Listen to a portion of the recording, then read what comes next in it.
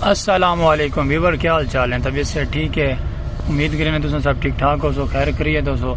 Weaver ये देखो सलीम खोखे आला वीवर, ये साढ़े सामने माल गाड़ी वहदी पई है और बिल्कुल स्लो वहदी पई है।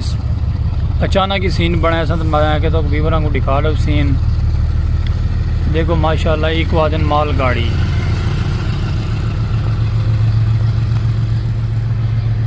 दे पे ना वीवर है वहदी पे माल गाड़ी, बहुत लंबी माल गाड़ी है लेकिन चलती पई है चलती पई तो चलती। देखो वीवर कमाल माल गाड़ी है।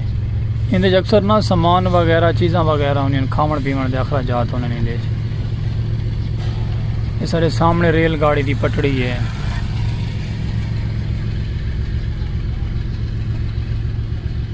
पता तुसा यो समय सीन दे दे कि कदा नहीं वे डिठा, लेकिन साको हर टाइम देखने को मिलता है।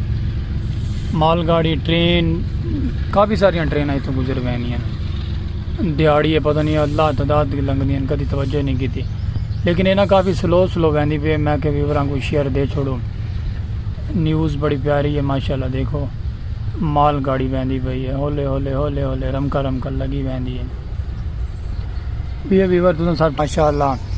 ये सारा चैनल है सलीम खोखे वाला, सब्सक्राइब फॉलो लाइक प्रेस कर छोड़ा करो बेल आइकन घंटी।